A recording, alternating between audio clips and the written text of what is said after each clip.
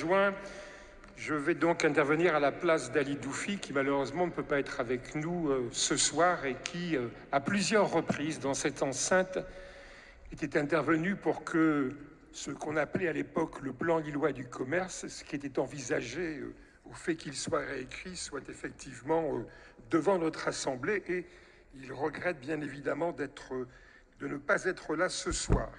Alors, j'ai entendu ce que vous avez indiqué sur la période très longue d'1 an, si j'ai bien compris, de concertation. Quand même, il s'étonnait du fait que ce plan ait été présenté le 31 janvier dernier auprès de la commission en charge du commerce, aux unions commerciales, aux acteurs locaux. Et puis, dans cette enceinte, longtemps présidée par Pierre Mauroy, qui a créé et qui a instillé la proportionnelle dans les conseils municipaux.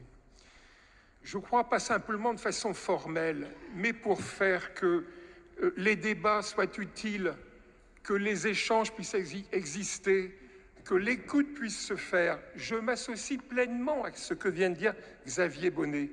Quand sur 2 délibérations essentielles, tout est déjà écrit, tout est déjà publié, avant que les débats aient lieu, eh bien, ce type de pratique, c'est quelque part un renoncement ou un reniement de ce qui a été voulu à l'époque en matière de pluralisme au sein des conseils municipaux. On en est aujourd'hui à du formalisme, à simplement du formalisme. Alors, je vais venir sur la stratégie commerce. Et je le dis à notre collègue Sébastien Duhem, pas de leçon de morale. Nous sommes capables à la fois de dire ce qui va, et nous sommes aussi capables, et c'est notre rôle, et c'est d'ailleurs le rôle de chacun, ça devrait être le rôle de chacun, d'être lucide et de dire ce qui ne va pas. Alors, la stratégie commerce, d'ailleurs ce n'est plus un plan sans stratégie, ça ne va pas, une stratégie sans plan, ça ne va pas. Vous avez certainement beaucoup de mal avec le « en même temps », mais ça c'est un autre problème. Nous le disons, la stratégie commerce et artisanat est globalement pertinente. Les 5 objectifs correspondent à des besoins bien identifiés.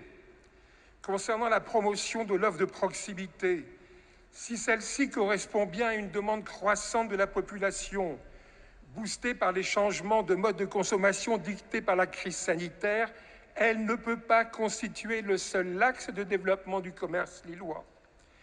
La dynamique commerciale d'une ville comme Lille ne peut pas se limiter à l'offre de proximité, et même si effectivement, et vous l'avez dit, il y a une délibération, les rues Gambetta et de Lannoy doivent faire l'objet d'une attention particulière. Petite parenthèse, vous avez commencé votre propos par le commerce dans les quartiers, mais pleinement d'accord. Mais ce discours était déjà tenu en 2001. Qu'est-ce qui s'est passé sur l'île Sud? Qu'est-ce qui s'est passé en partie sur Oisem? Qu'est-ce qui s'est passé sur le faubourg de Béthune? Qu'est-ce qui s'est passé sur Fives? Je crois que là aussi, nous avons besoin d'être lucides et de nous poser un certain nombre de questions. Alors, le centre-ville de la ville d'une métropole européenne doit également avoir pour ambition de séduire et d'attirer des enseignes majeures qui aujourd'hui désertent progressivement le cœur de l'île.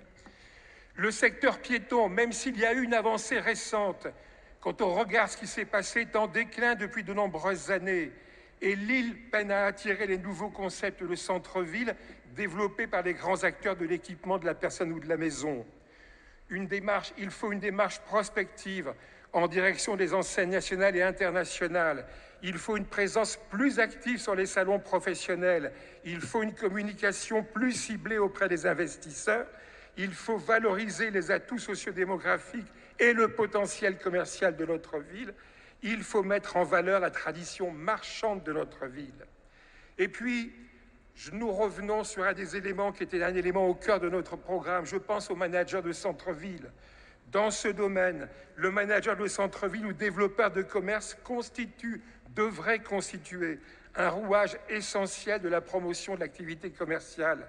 À l'heure où la grande majorité des villes s'organisent en créant des postes, 300 créations récentes ou en cours, selon l'Association nationale des managers de centre-ville, où l'État et la Banque de territoire encouragent financièrement ces créations, Lille demeure une des rares grandes villes françaises à ne pas se doter d'un manager de centre-ville. Les centres-villes sont maintenant en compétition permanente pour convaincre les enseignes locomotives qui, par leur renommée, leur image, leur dynamisme, permettent de mobiliser la clientèle et d'élargir la zone de chalandise. Cet aspect primordial du tissu commercial ne peut être tressé malgré la grande qualité des agents concernés par le seul service commerce.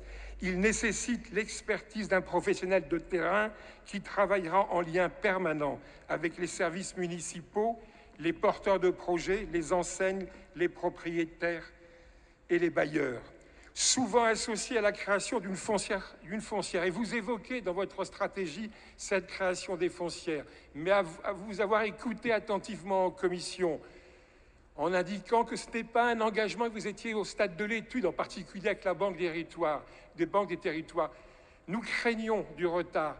Il ne faudrait pas que cette stratégie essentielle ne puisse être mise en œuvre que dans le dernier tiers de votre mandat. Attention à ne pas prendre de retard à ce niveau-là.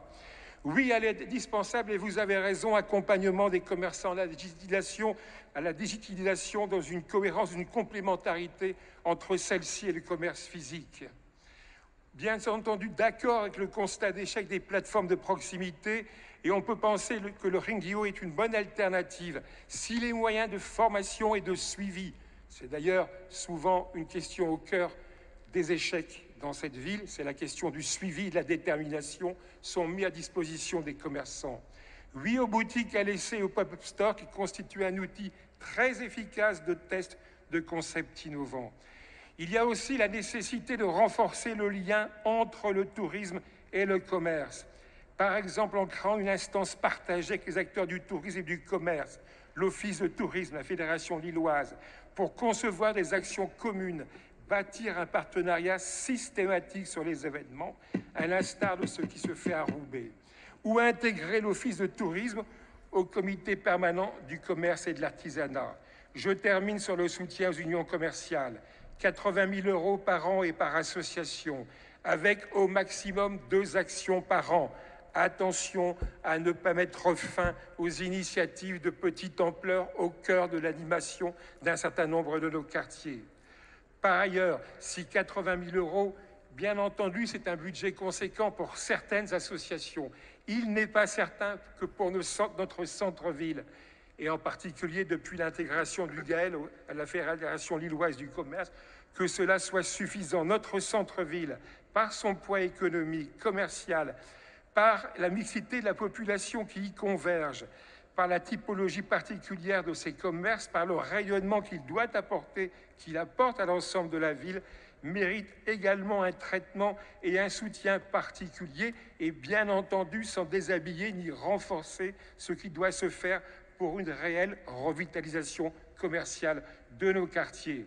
Et je termine, il faut encourager les animations et faire de notre centre-ville une destination shopping reconnue, clairement identifiée, instagrammable, marketée à l'image des grands centres-villes qui aujourd'hui se